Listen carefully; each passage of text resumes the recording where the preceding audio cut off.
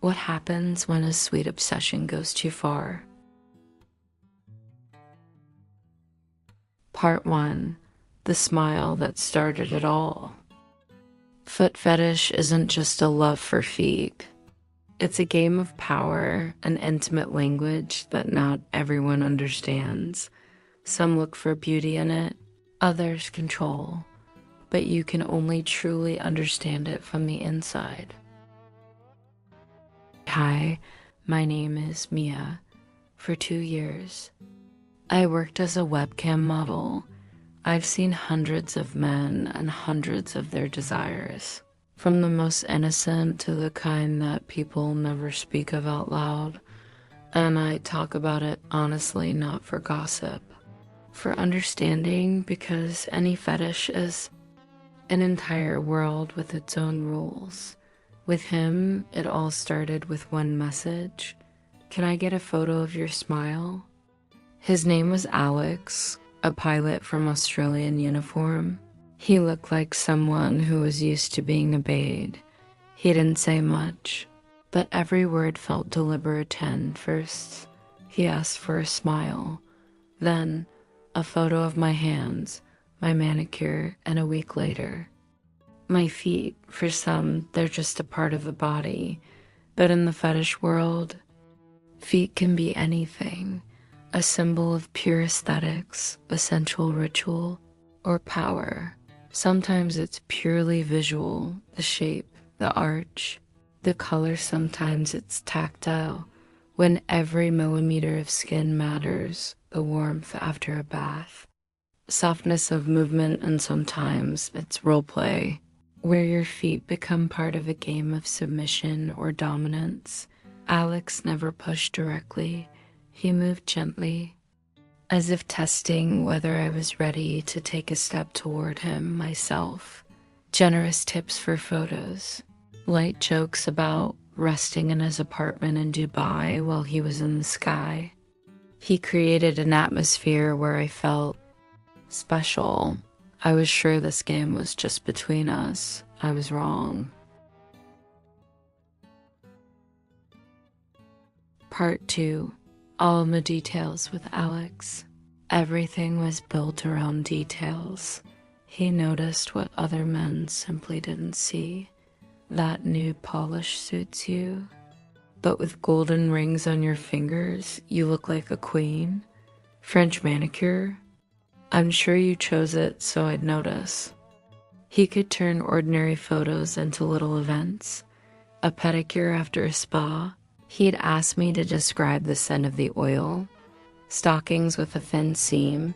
He'd ask how they felt on my skin, and in every conversation, he left pauses as if giving me time to imagine what would happen next. Foot fetish, and his execution wasn't just a desire, but it was a ritual. And at first, I thought he was simply admiring, but sometimes he'd drop a phrase that sent a warm shiver through my body.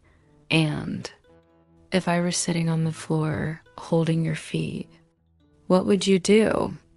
I laughed, joked it off, but I answered, and every time he remembered every detail of my response.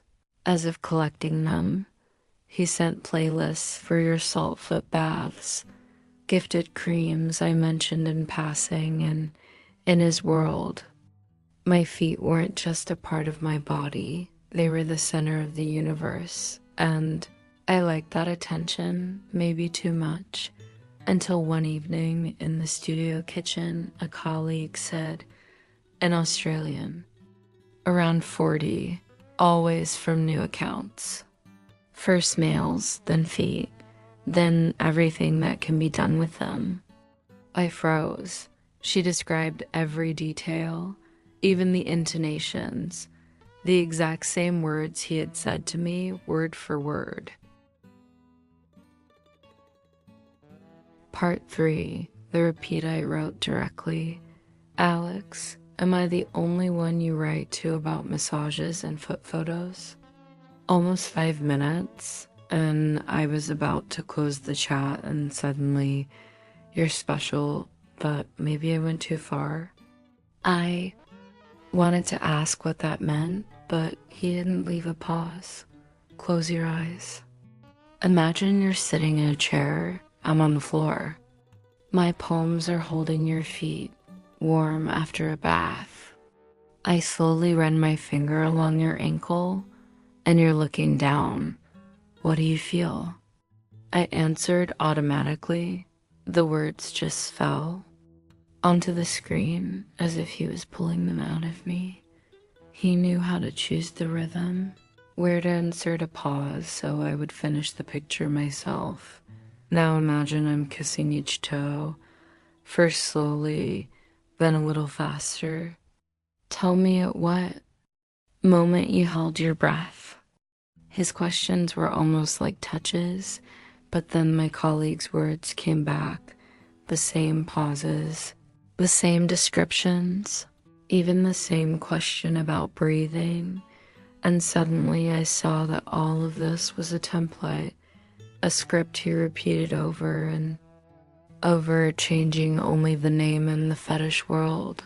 They call such people collectors. They don't need you. They need the moment, the reaction they can keep in memory or in chat history, and then replay with someone else. It doesn't matter whose feet they are.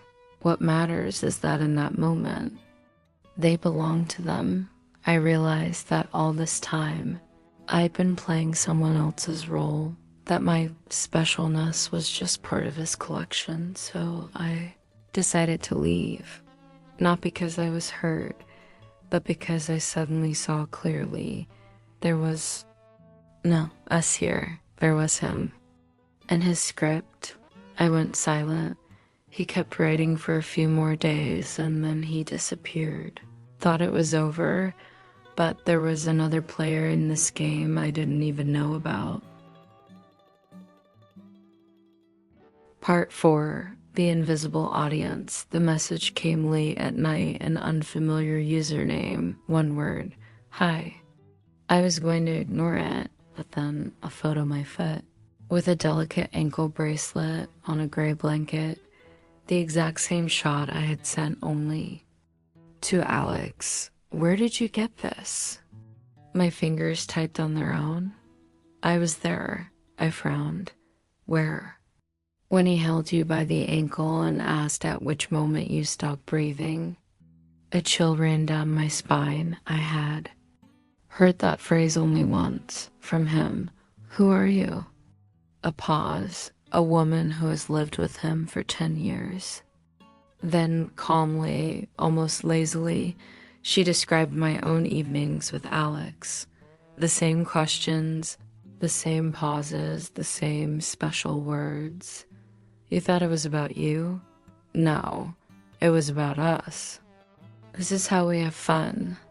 He likes to be in control. I like to watch. I stayed silent, unsure what to reply, but the next message was short. He misses you? So maybe we should continue? All three of us?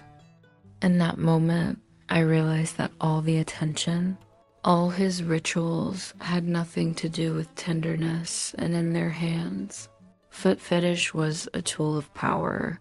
They enjoyed holding control over my reactions, even when I thought it was happening. Only between us a foot fetish isn't just about the aesthetics of feet, and it's about power, ritual, and the ability to control attention.